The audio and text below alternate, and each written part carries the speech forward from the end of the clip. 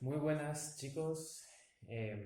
Vamos a hacer una clase virtual un poquito más práctica en esta ocasión, en la que vamos a explicar, aparte de conectar el motor eléctrico, cosa que ya se explicó en clase, vamos a ver cómo medir algunos de los parámetros eléctricos del motor, tales como tensión y también corriente, y verificar la información que aparece en la placa característica concerniente a la potencia. Haciendo estas mediciones nos vamos a asegurar de que el motor está trabajando de una forma correcta, de que no existe ninguna falla y que está trabajando a plena potencia. Por tanto, vamos a utilizar estos dos motores que tenemos acá. Este motor que, según la placa de características, es de 0,18 kilowatts o 0,25 HP y que según la placa característica a 380 volts lo tenemos que conectar en triángulo. Y también vamos a utilizar este otro motor un poquito más grande y de mayor potencia que según la placa característica es de 0,75 kW o un HP de potencia. Y a 380 volts este lo tenemos que conectar en triángulo, perdón, en estrella. ¿Ok? Entonces vamos a empezar con este caso, con el caso de este motor. Pero antes de comenzar con la práctica en sí, vamos a explicar alguna cosa acerca de la potencia. Ya que, como vimos en la unidad 1, la potencia, ¿qué es? La potencia es la energía consumida o entregada por unidad de tiempo. Pero hasta ahora hemos visto lo que es la potencia real, pero existen otro tipo de potencias y vamos a explicarlo.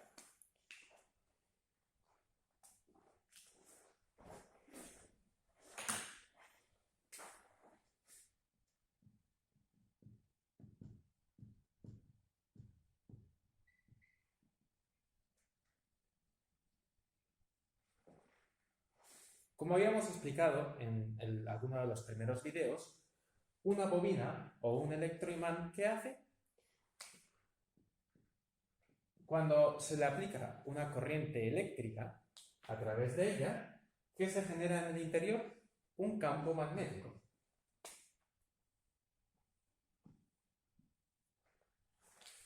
En el caso de un motor, ese campo magnético rotatorio en el interior del motor hace que el rotor se mueva. El campo magnético rotatorio está en el estator, ya que cada bobina, por decirlo así, se imanta o se magnetiza en un momento distinto. Entonces hace que se genere un campo magnético rotatorio y por eso el rotor lo sigue. Entonces, ese campo magnético, esa energía magnética, se transfiere al rotor y el rotor lo gasta, lo consume como una energía mecánica. No obstante, parte de esa energía magnética no se consume toda ella, sino que se vuelve a la red eléctrica. Es decir, parte de esta corriente se va a consumir. Es decir, va a pasar a ser energía mecánica. Mejor dicho, parte de esa potencia se va a consumir. Pero una parte de esa potencia o de esa energía se va a devolver al sistema. Eso no suele ocurrir con las resistencias, pero sí suele ocurrir con las bobinas. Entonces, no quiero alargarme mucho con la explicación eléctrica, pero para que ustedes lo crean y para que lo sepan, esa energía que nosotros le aplicamos a la bobina, si no hubiese nada aquí que mover, esa energía, ¿cómo se gastaría? Bueno, se devolvería al sistema y así cíclicamente. Por eso que hablamos de la corriente alterna y es algo que ocurre de forma cíclica. Parte de esa energía en un motor se consume, pasa a ser energía mecánica, pero parte de esa energía no, y se devuelve al sistema. Por eso, cuando hablamos de la potencia en watt, estamos hablando solamente de la potencia que se consume de forma mecánica, de forma real, que tiene un trabajo práctico, como lo que es mover un eje. Pero existen parte de la potencia que no se consume, parte de la potencia que llega a la máquina, llega al motor, pero que se devuelve otra vez a la corriente eléctrica. No se consume, pero sí tiene un efecto indeseado. ¿Por qué? Porque los cables tienen que estar hechos para poder hacer circular toda la corriente necesaria para esa potencia, para toda potencia, tanto la que se consume como la que se entrega y la que se devuelve. Por tanto, hablamos de la potencia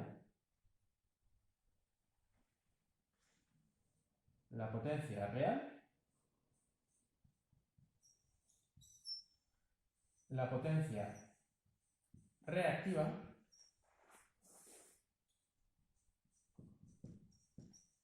y la suma de estos dos, que son vectores, es la potencia aparente. La potencia real se mide en watt. La potencia aparente se mide en voltios multiplicado por ampere. La fórmula para el cálculo es la misma, voltio por ampere, y la unidad son volt-ampere. Y la potencia reactiva son volt-amperios reactivos, ¿vale? Con una R al final. Por tanto, cuando nosotros aplicamos corriente a una bobina, parte de esa potencia, de toda esa potencia que entregamos, se va a consumir de forma mecánica. En el caso de una resistencia, bueno, se transfiere calor, luz. En el caso de un motor, sería movimiento, que al final también genera energía térmica cuando se gasta, ¿no es cierto? Pero hay una parte de la potencia, en el caso de los motores, porque tienen bobinas, que llega a las bobinas, al embobinado del motor, pasa al campo magnético, pero después otra vez se devuelve. No es una potencia efectiva que haga un trabajo mecánico. Entonces esa se devuelve al sistema. Y es muy importante conocer la suma vectorial de ambas. No vamos a entrar en muchos cálculos, pero la suma no es una suma uno más otro, sino que es una suma de vectores. Esa es la potencia aparente, la potencia total. Y esa, como hemos dicho, es necesaria porque los cables tienen que soportar toda esa potencia. Y la potencia aparente, igual que la potencia real, se calcula por el voltaje y multiplicado por la corriente. Entonces significa que para un consumo de una potencia real en HP, nosotros necesitamos una potencia aparente mayor. Es decir, por decirlo así, necesitamos más corriente de lo necesario. Entonces los cables van a tener que ser un poquito más gruesos de los necesarios.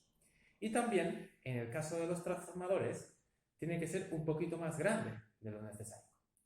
Y es por eso que en los transformadores, cuando se habla de la potencia, quizás hayan visto que hay transformadores que dicen 15 kilovolt-amperio o 15.000 volt-amperio. Ahí estamos hablando de la potencia aparente, no de la potencia real. Porque al final el transformador tiene que estar dimensionado, es decir, el cobre, el tamaño de las bobinas, todo eso, el tamaño del fierro, tiene que estar dimensionado para esa circulación de potencia. Independientemente de que esa parte de la potencia vaya y vuelva, igual va a ser circulación. Para ponernos un caso, es como cuando nosotros tenemos que llevar en la autopista varios camiones llenos de tierra. Entonces, podemos decir, bueno, necesitamos 10 camiones llenos de tierra. ¿Y cuántos kilos estamos llegando de tierra? Imaginémonos que estamos llegando, por decirlo, 10.000 kilos de tierra, 10 toneladas por cada camionada. No obstante, esos camiones tienen que devolverse. Entonces, el camión también pesa, ¿no? Digamos que pesa 3.000 kilos. Entonces, si tenemos 10 camiones, estamos diciendo que 10 por 10 estaríamos llevando 100 toneladas, pero después tienen que devolverse 30 toneladas, que sería el propio chasis y el propio peso del camión, que tienen que devolverse por la autopista. Entonces, sí, el peso efectivo que se lleva, pero ese peso tiene que ser transportado por los camiones que también pesan. Entonces, ahí tenemos la autopista, por decirlo así, o el camino, tiene que estar preparado para el peso de la tierra que se está llevando de un punto a otro, pero también el peso de los camiones. Y los camiones en sí no sirven para, digamos, el hoyo que se quiere tapar, o la tierra que se tiene que utilizar para la construcción a la que se está llevando, ¿no es cierto? Sino que es su medio de transporte. Entonces, la autopista o el camino tiene que estar pensado para toda esa ejecutación. Es un ejemplo, pero que demuestra también que esta potencia real, para ser llevada, por decirlo así, tiene que ir de la mano de una potencia real. Es la potencia aparente, camión más tierra, que tener en consideración en los cables de la red eléctrica, en los transformadores. Por tanto, lo ideal es que esta potencia reactiva sea lo menor. Cuanto más pequeño, mejor. Cuanto más pequeño sea este ángulo, es mejor.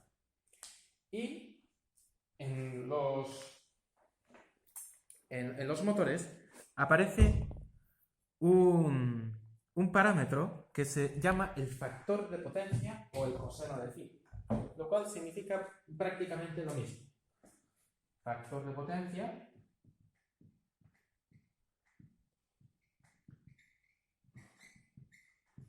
PF, por inglés Power Factor, o coseno de phi. Y por ejemplo, en el caso de este motor es 0,84. 0,84. Eso es el coseno de este ángulo de acá. Y si se recuerdan, ¿cuánto es el coseno de 0 grados? 1. Entonces, este valor, como máximo, va a ser 1. Pero nunca es 1, porque no hay ningún motor, al menos entre los convencionales, cuyo factor de potencia sea 1. Bueno, eso significa, cuando el factor de potencia es 1, significa que la potencia reactiva es 0. Pero claro, eso es prácticamente imposible. Pero sí, los motores, cuanto este valor sea más cercano a 1, es mejor. Significa que necesitan menor potencia reactiva para funcionar. Es decir, que de la potencia que toman, la mayor cantidad la van a consumir y una pequeña parte la van a devolver al sistema. Entonces, cuanto más cercano a 1, es mejor. Significa que el resto de cables que hay que dimensionar va a necesitar menos cobre, igual en el caso de los transformadores. Y las compañías eléctricas, para las empresas, también les exigen que ese factor de potencia sea lo más cercano a 1 posible. En muchos casos también se penaliza. No recuerdo muy bien los valores de eso. Pero en todo caso, en muchas empresas también se usan bancos de condensadores que hacen compensar cuando hay muchos motores con un factor de potencia más bajo, se pueda compensar esa energía que se está devolviendo y por la cual se penaliza a las empresas. Bueno, ahora vamos a ver cómo calcular la potencia real en base a la potencia aparente. La potencia, aquí como vemos, podemos aplicar la trigonometría. Y si queremos calcular el coseno de este ángulo phi, ¿qué tenemos que hacer? El coseno de un ángulo es igual a el valor del cateto adyacente, P real, dividido por la hipotenusa P aparente. Entonces, podemos calcular la potencia real en base a la potencia aparente, multiplicando la potencia aparente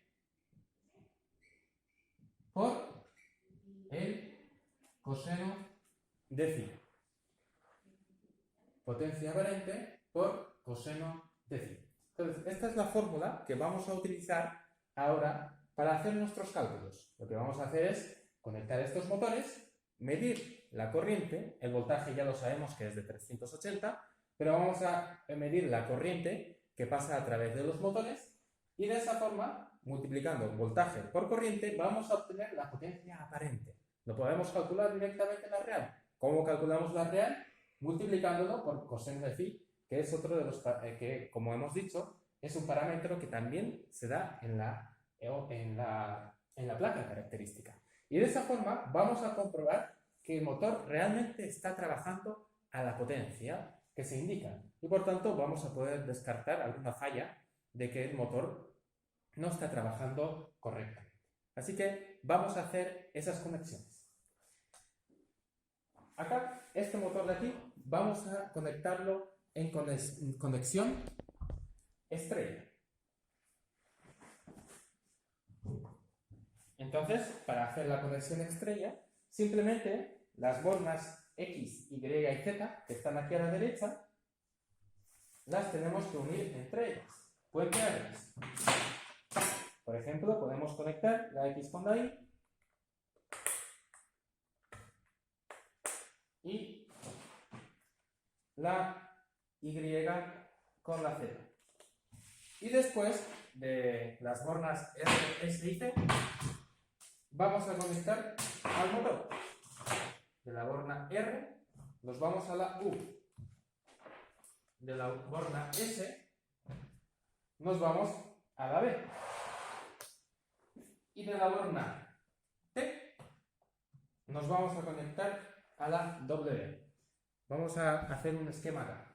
Quede listo.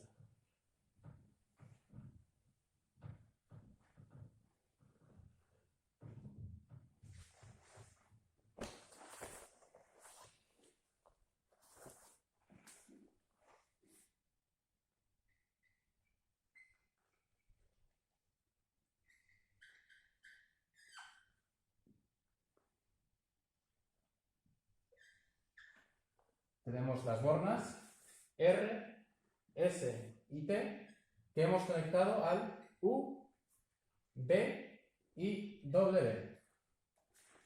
Y las bornas X, Y y Z se conectan entre ellas ahí en el centro. Ahora, nosotros acá, ¿qué voltaje le vamos a aplicar? Bueno, entre fase y fase, la tensión de línea es de 380 volts. Ahora, ¿de cuánto es la tensión en cada una de estas bobinas? Que como decíamos, este dibujo representa a todas las bobinas que hay aquí adentro que se conectan a cada una de las fases. Este, al ser un motor que va a una velocidad de 1410 RPM, casi 1500, este motor es de 4 polos, lo que significa que acá, en cada una de estas bobinas que he representado aquí, en realidad hay 4. 4 y 4, 12 en total. Pero al final lo consideramos como una sola bobina. Entonces, si la tensión o voltaje de línea son de 380 volts, ¿cuánto es el voltaje que le cae a cada una de estas bobinas? Que como les digo, son 4. ¿Cuánto le cae a cada uno? Bueno, la tensión de fase es igual a la tensión de línea dividido por raíz de 3. Y eso da 220 volts. Significa que cada una de estas bobinas le va a pasar o le vamos a aplicar 220 volts al conectar a una fuente de poder de 380 volts, que es lo que usualmente tenemos en las plantas y aquí en la sala también tenemos. Pero a cada bobina le llegan 220 volts. Entonces, para calcular la potencia, ¿qué tenemos que hacer? Perdón. Tenemos que medir la corriente que pasa a través de cada bobina y a esa le vamos a llamar la corriente de línea. la corriente de línea. Que en este caso, esta corriente que viene a través de cada línea es igual a la corriente de fase, que es aquella que pasa a través de cada bobina. Entonces, claro, vamos a hacer el siguiente cálculo. Para calcular la potencia aparente,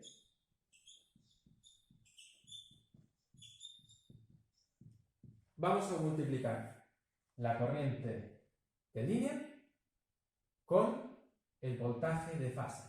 Es decir, los 220 volts que se aplican a esta bobina por la corriente que pasa a través de ella. Por la corriente de línea. Y como son 3 fases, 3 por el voltaje de 220 volts y la corriente que vamos a medir ahora mismo. Entonces, ¿cómo calculamos aquí esa corriente de línea?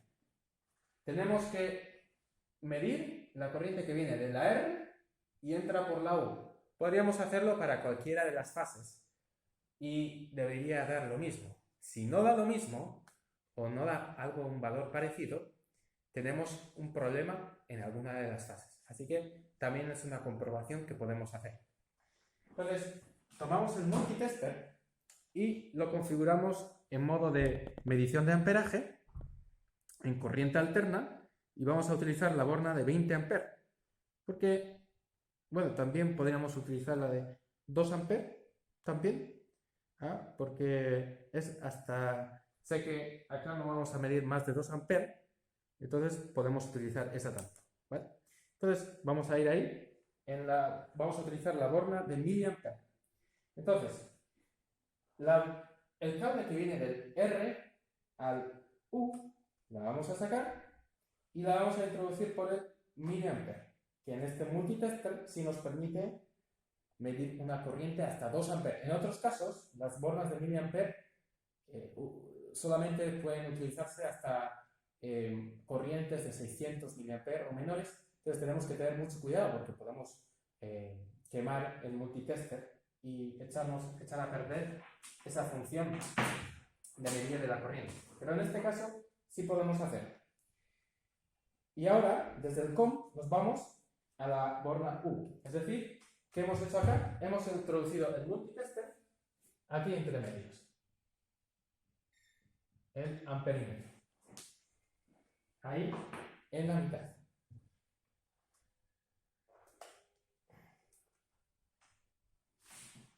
Entonces, prendemos el multitester, lo ponemos en 2, ¿no? Porque el valor que nos va a dar va a ser cercano a ese valor, a los 2 amperes. Si es que no, un poquito más. Bueno, por si acaso, después lo cambiamos. Por si acaso, voy a utilizar la borna de 20 amperes, porque no estoy seguro de si va a medir 2 o un poquito más. Si es que mide menos de 2 amperes, ahí lo cambio de borna y de modo, y así me da un valor más exacto con más decimales. Pero ahora, de momento, voy a utilizar la borna de 20. Por tanto, vamos a prender el motor y vamos a medir la corriente de línea. 1,25. Efectivamente era menor a 2 amperes, así que también podríamos haber usado la borna de 2 miliamperes y ponerlo acá en el 2 para tener un decimal más. Vamos a ver. Parece que estaba en esa borna. Parece que ya está quemado. Ahí. Entonces, 1,26. Espero que estuviese quemado y que no me lo haya echado bien. Entonces, la corriente de línea que acabamos de medir, o la corriente de fase, que en este caso en la estrella es lo mismo, es de 1,27 amperes.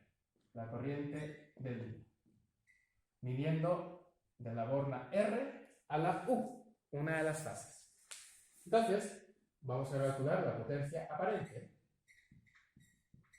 que es igual a 3 multiplicado por los 220 volts multiplicado por la corriente 1,27 amperes. y vamos a calcular.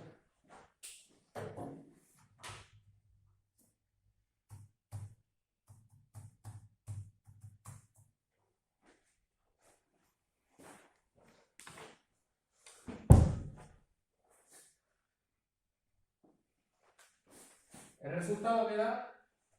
resultado que da son 838,2 volt ampere. Recuerden que esta es la potencia aparente, que es la potencia total. Toda la energía que llega al motor, una parte de ella se va a utilizar, pero otra parte, recuerden el ejemplo de los camiones, se va a devolver. Entonces, para calcular ahora la potencia real, que va a ser algo menor a la potencia aparente, tenemos que multiplicar este valor por el coseno de phi. Potencia aparente por coseno de phi. 838,2 voltampere por, en el caso de este motor, el coseno de phi o factor de potencia, como habíamos dicho, es de 0,84 ampere, según la placa característica. No, ampere no tiene unidad. 0,84 nomás. Entonces multiplicamos este resultado por los 0,84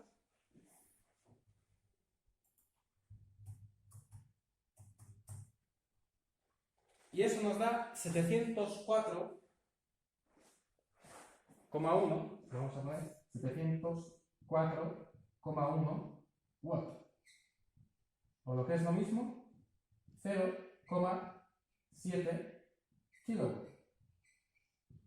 Y pasándolo a HP,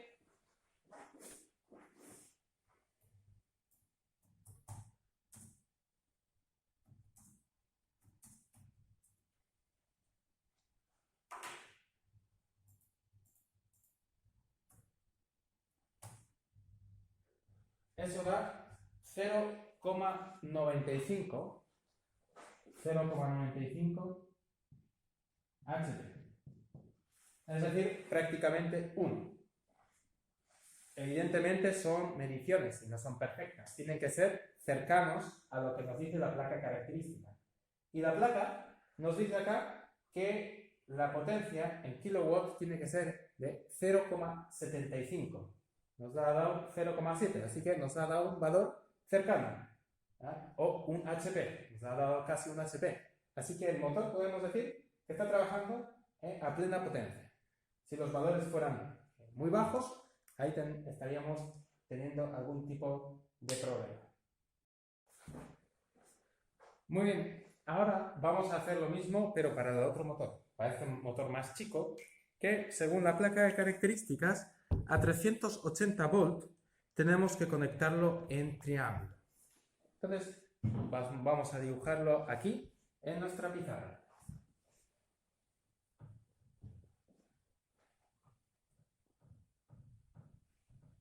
Y vamos a hacer el mismo cálculo de potencia con una pequeña variación, porque la conexión también es diferente. Entonces, ahora vamos a conectar estas bobinas en forma de triángulo. Conectamos la borna R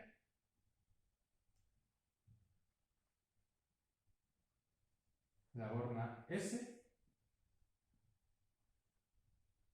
y la borna T. A las bornas U, B y W. Y la borna X se conecta a la B, la borna Y se conecta a la W y la borna Z se conecta a la U. Z, U. ¿Bien? Se hace esa conexión. Entonces, si tenemos 380 volts de tensión de línea, de aquí a aquí, ¿Cuánto se le aplica a cada bobina? Bueno, en este caso, la tensión de línea y la tensión de fase, la que se le aplica a cada uno de estas bobinas, es exactamente la misma. 380 volts. La tensión, perdón, no la corriente, el voltaje, ¿no? Es igual a 380. ¿Qué es lo que cambia aquí? Bueno, en la conexión estrella, la corriente de línea y la corriente de fase era la misma. Y la tensión de línea y la de fase era diferente. Había una relación de raíz de 3. Aquí también ocurre lo mismo, pero intercambiados. El voltaje de línea y el voltaje de fase es el mismo, pero la corriente de línea es distinta. Corriente de línea y corriente de fase no es la misma. La corriente de línea es aquella que viene por la borna R de la R a la U y la de fase es la que pasa a través de cada bobina. Vamos a comprobar ambas dos. Aquí existe una relación de raíz de 3. La corriente de línea es igual a raíz de 3 veces más grande que la corriente de fase. Por tanto, la corriente de fase va a ser menor a la corriente de línea. Vamos a comprobar esto. Primero que nada, vamos a hacer la conexión triángulo. Entonces, para hacer la conexión triángulo, teníamos que conectar las bornas U con la Z, B con la X y W con Y. Para facilitar las cosas, justo es una con la otra de forma vertical. Y después tenemos que conectar la borna U a la R, la borna B a la S y la borna W a la T. ¿Ya? Ahí estaría funcionando nuestro motor. Ahora queremos comprobar la corriente de línea. Vamos a calcular las dos. Vamos a medir las dos. La corriente de línea y la corriente de fase. La de línea es aquella que viene de la borna R hacia la U. Entonces, vamos a utilizar, como la corriente aquí va a ser menor, vamos a utilizar la borna de miliampere. Vamos a ponerlo en el 2 en la escala, borna de miliampere. Y acá lo único que hemos hecho es poner el amperímetro en serie, ¿no?, de la conexión de la R a la U. Es decir, lo hemos puesto aquí. De la R a la U. Ahí hemos puesto nuestro amperímetro. Entonces, prendemos el tester y le damos marcha. No, decíamos que el tester aquí en los miliamperes estaba mal. Vamos a usar en los 20 amperes. 0,44 amperes. Esa es la corriente de línea. 0,44 amperes. ¿Y cuánto es la corriente de fase? Bueno, para calcular la corriente de fase tenemos que ponernos aquí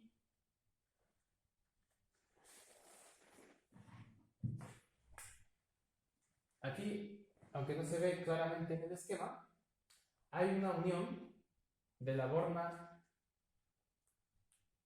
U a la borna Z. Entonces, justamente vamos a poner el amperímetro ahí, en esa unión. De la borna U a la Z.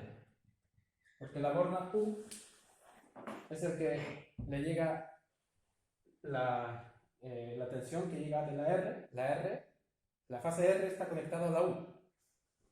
Y la U está conectada a la Z. Entonces, esa conexión de la U a la Z, vamos a poner nuestro tester ahí en la mitad. Entonces, este cable, aquí restablecemos como estaba al principio, colocamos la borna R a la U. Y de este cable que hace el triángulo, de la U a la Z, vamos a hacerlo pasar por el multitester. Por los 20 amperes, y del COM vamos a irnos a la borna Z. Lo único que hemos hecho es colocar acá, entre medias, el multitester. Entonces vamos a ver que la corriente es algo menor. 0,26 amperes. En este caso estamos midiendo esta de aquí. Y de fase, corriente de fase, 0,26 amperes. Bien, si multiplicásemos 0,26, la corriente de fase, por la raíz de 3, ¿cuánto nos daría? Vamos a verlo y comprobémoslo. 0,26 por raíz cuadrada de 3 da 0,45. Más o menos 0,44. No es preciso, porque recordemos que son mediciones con el tester y nunca van a ser 100% exactas. Pero sí nos da algo muy similar. Por tanto, ahí vemos la relación entre corriente de línea y corriente de fase. En este caso, el voltaje de línea y de fase no cambian, en triángulo, pero sí cambian las corrientes. Pero en todo caso, vamos a calcular la potencia de forma similar a la vez anterior, exactamente igual. La potencia aparente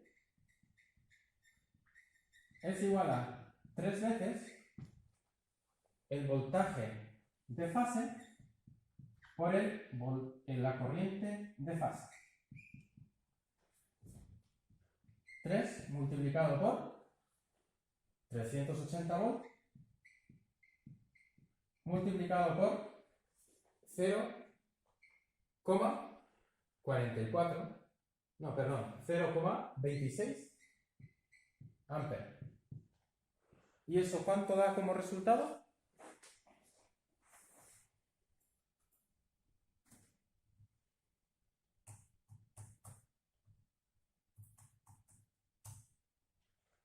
Da 296,4 watts. 296,4 watts. No, perdón, estos no son watts, estos son volt ampere. Y ahora, si queremos pasarlo a watt, ¿qué tenemos que hacer? Para calcular la potencia real, tenemos que multiplicar la potencia aparente por el coseno de phi. Entonces, 296,4 voltampere por... ¿Cuál es el coseno de phi de este motor? No lo hemos dicho, pero es diferente. Este motor tiene un coseno de phi más bajo. ¿Qué significa eso? Que el ángulo de ese triángulo que habíamos visto antes es mayor. Porque cuanto más cerca de 1 sea el coseno de phi, significa que el ángulo es más cerrado, próximo a 0. ¿Qué significa esto? Que va a haber más potencia reactiva. Por tanto, en este caso de este motor, de toda la potencia que recibe, claro, la mayor parte la va a consumir. Va a pasar a ser energía mecánica. Pero buena parte de ello va a ser potencia o energía que se devuelve al sistema, en una proporción mayor que en el caso del otro motor. Su factor de potencia es peor, porque está más alejado, es más bajo que el del otro motor, y más alejado de 1. En este caso, entonces, hemos dicho, es de 0,68. Entonces, la potencia aparente, la total, es de 296, pero la potencia real va a ser mucho menos. Calculémoslo. Eso da 201,55 watts. Y eso, pasado a HP, es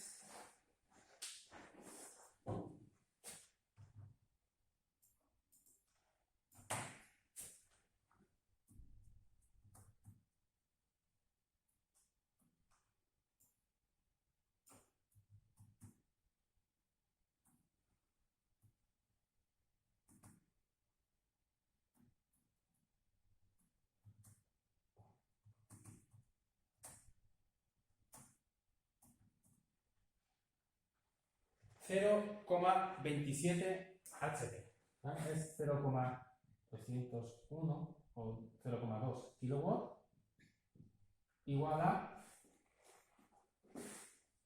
0,27 HP.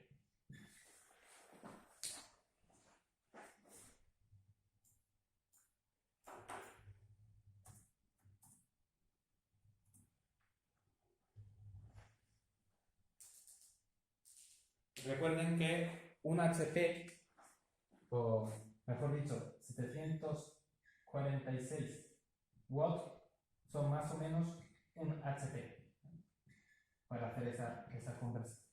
Por tanto, si comprobamos aquí en la placa de características, efectivamente, ¿ya?, son 0,18 watts o kilowatt, mejor dicho.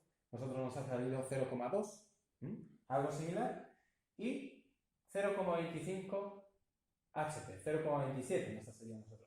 Entonces, sí podemos decir, y hemos podido comprobar, que el motor está funcionando a plena potencia, y hemos visto los parámetros más importantes que podemos medir. Por supuesto, el voltaje, ya lo conocemos, y la corriente es la que hemos podido medir. Y para hacer la comprobación de que un motor, todas las fases y todas las bobinas están trabajando bien, podríamos medir en cada una de las fases la corriente que pasa a través de cada embobinado y asegurarnos de que sea la misma.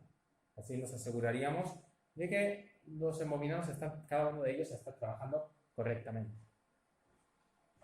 Una falla que se suele dar eléctricamente, que se puede dar bastante a menudo, es cuando una de las fases falla. ¿Y cuál suele ser el efecto? Vamos a ver. Vamos a soltar una de las fases y vamos a ver el efecto que ocurre en el motor. El motor suena, pero no gira. Y con un poco de ayuda, sí gira, pero no parte. Si lo vuelvo a querer partir, no se mueve a no ser que una fuerza externa lo mueva.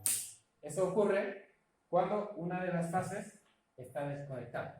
Así que si alguna vez se encuentran con ese problema, es un problema eléctrico, un problema de conexionado. Quizá alguna de las fases o internamente alguna de las bornas esté mal conectada y por eso el motor no gira. Eso es una de las fallas eléctricas. Estos cálculos también nos permiten conocer si hay algún otro tipo de falla en el motor, como si alguno de los embebidados se echó a perder o está quemado, aparte de todas las comprobaciones que podemos hacer mecánicamente y que también irán estudiando, abriendo el motor y observando, ¿no es cierto?, también si tiene alguna rotura o una falla, o también en el caso del rotor, si también el motor queda bloqueado en el interior por causa de la corrosión o cualquier otro fenómeno. Así que esta era la clase, parte de la clase que quería compartir con ustedes en lo que tiene que ver con medición de variables del motor e interpretar la placa característica en lo que tiene que ver con la medición de la corriente y la interpretación y el cálculo de la potencia real versus la potencia aparente que tiene que ver con el coseno de phi. Como resumen, también ese coseno de phi, cuanto más alto, es mejor. Significa que, por decirlo así, el motor no malgasta esa potencia que recibe y la vuelve a entregar y que al final eso resulta en un costo para la dimensión de los cables por una potencia que en realidad no se va a utilizar, pero sí que va a circular como ese camión vacío que decíamos que tenía que devolverse también. Entonces, en este caso es como si uno tuviese que usar el mismo número de camiones con el mismo peso, pero con una carga mucho menor por cada camión. Entonces, va a tener que hacer mucho más viajes y la circulación de camiones va a ser mucho mayor versus a la tierra que se tiene que llevar. Así que en este motor es así. Y eso es algo, como decíamos, perjudicial para las empresas, que también se les carga un porcentaje, una cuota, porque su factor de potencia esté por debajo de lo que la compañía eléctrica estipula, y por tanto se utilizan, si alguna vez escuchan, los bancos de condensadores para compensar eso. Ahí hay un tema eléctrico, pero los condensadores al final son, por decirlo así, lo opuesto a una bobina de un motor, así que esos de alguna forma como que retienen esa potencia y así no se le carga, la compañía eléctrica no se le carga esa potencia que se tiene que devolver, sino que de alguna forma se retienen los condensadores dentro de la planta y así circula entre los condensadores y los motores. Eso es simplemente un detalle para que sepan. Muchas gracias por ver este vídeo también. Que tengan un buen día.